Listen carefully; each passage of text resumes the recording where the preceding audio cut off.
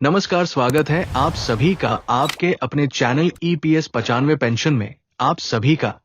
क्योंकि आज की ये खबर है वो खबर जिसका इंतजार देश भर के लाखों केंद्रीय कर्मचारी और 7 लाख से ज्यादा पेंशन धारक पिछले कई सालों से कर रहे हैं। जी हाँ, आज हम बात कर रहे हैं उस 18 महीने के D.Arrear की, जिसे लेकर कभी सरकार ने उम्मीद दिखाई, फिर मना किया, फिर चुप्पी साध ली। लेकिन अब एक बार फिर उम्मीद की खिड़की खुलती नजर आ रही है। और साथ ही बात करेंगे जुलाई 2025 से संभावित DA बढ़ोतरी, पेंशन में बढ़े हुए लाभ, FMI यानी मेडिकल भत्ते और कम्यूटेशन अवधि में सुधार की। कहने का मतलब, ये स्क्रिप्ट आपके लिए संपूर्ण जानकारी का भंडार है, तो इसे अंत तक जरूर देखिएगा। तो चलिए दोस्तों, बिना वक्त गवाए बढ़ते हैं उस खबर की तरफ जो वर्षों से केवल वादों में ही उलझी रही। 18 महीने का DA एरियर कोविड-19 के समय केंद्र सरकार ने जनवरी 2020 से लेकर जून 2021 तक के 18 महीने के दौरान DA और DR यानी महंगाई भत्ता और महंगाई राहत की वृद्धि पर रोक लगा दी थी। सरकार ने तब कहा था कि महामारी से लड़ने के लिए यह निर्णय अस्थायी रूप से लिया गया है। लेकिन अब तक ये अस्थायी रोक स्थायी चुप्पी बन चुकी है।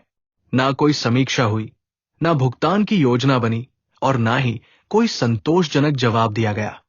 संसद में भी कई बार सरकार ने साफ साफ कह दिया कि इस बकाये का भुगतान नहीं किया जाएगा, क्योंकि ये राशि आपदा से निपटने में खर्च हो चुकी है।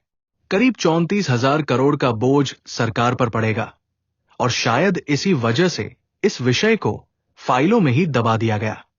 मगर कहानी यही खत्म नहीं होती। कर्मचारी संगठनों ने हार नहीं मानी। उन्होंने झापन दिए, धरने किए, प्रदर्शन किए, हर मंत्रालय को चिट्ठियां लिखी और यह बताया कि यह पैसा सरकार का नहीं, कर्मचारियों और पेंशन धारकों का है। यह उनकी मेहनत की कमाई है, जिसे सिर्फ इसलिए रोका गया क्योंकि देश पर आपदा आई थी।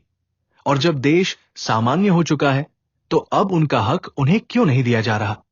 अब एक नई रिपोर्ट आई है जो फिर से उम्मीदें जगाती है।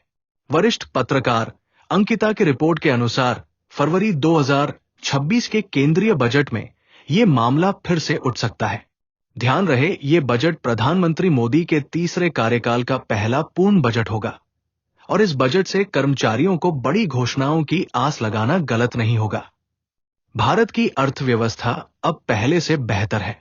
GDP ग्रोथ स्थिर है, टैक्स कलेक्शन रिकॉर्ड स्तर पर है और बेरोजगारी की दर में भी कुछ कमी देखी जा रही है। यानी सरकार के पास अब वो आर्थिक क्षमता है जिससे वो 18 महीने का DA एरियर एक साथ नहीं तो चरणबद्ध तरीके से ही सही दे सकती है। अब सवाल है कि क्या ये एरियर देना वाकई जरूरी है? जी हां, ये केवल सरकारी कागजों का बोझ नहीं बल्कि लाखों परिवारों की उम्मीद और उनका अधिकार है। आज भी कई फैमिली पेंशनर्स 9,000 से कम पेंशन में गुजारा कर रहे हैं। ये एरियर उनके लिए ऑक्सीजन के बराबर है। इससे न सिर्फ उनकी क्रय शक्ति बढ़ेगी बल्कि बाजार में खपत भी बढ़ेगी और इसका सीधा असर अर्थव्यवस्था पर होगा। लेकिन चुनौतियां भी कम नहीं है। सबसे पहले है सटीक गणना। हर कर्मचारी और पेंशन धारक के अनुसार अलग अलग राशि निकाली जानी होगी। दूसरा, ये रुपए 34,000 करोड़ का बोझ सीधे खजाने पर पड़ेगा। तीसरा, यदि केंद्र सरकार देती है तो राज्य सरकारों पर भी यही दबाव आएगा जो पहले से ही आर्थिक तंगी में है। फिर भी यदि सरकार ये फैसला लेती है तो ये कर्मचारियों के लिए एक ऐतिहासिक राहत होगी। लेकिन दोस्तों, ऐसे संवेदनशील समय में अफवाहें भी खूब उड़ती हैं। सोशल मीडिया पर कई फर्जी वेबसाइट्स और चैनल्स झूठी खबरें फैलाते हैं कि एरियर रिलीज हो गया है। ऐसे में हमारी आपसे गुजारिश है, केवल सरकार की ऑफिशियल वेबसाइट्स और विश्वसनीय न्यूज स्रोतों से ही जानकारी लें। अफवाहों से सावधान रहें। अब बात करते हैं जुलाई 2025 से DA में संभावित बढ़ोतरी की। जैसा कि आप जानते हैं, महंगाई भत्ता हर 6 महीने में संशोधित किया जाता है और इसका आधार होता है उपभोक्ता मूल्य सूचकांक यानी CPI। जनवरी से लेकर अप्रैल 2025 तक के आंकड़े आ चुके हैं और 2.57% की वृद्धि दर्ज की गई है। अब यदि मई और जून के आंकड़े भी इस रफ्तार को बनाए रखते हैं तो जुलाई में डीए में 3% से 4% की बढ़ोतरी तय मानी जा रही है। मान लीजिए किसी कर्मचारी की बेसिक सैलरी ₹800 है।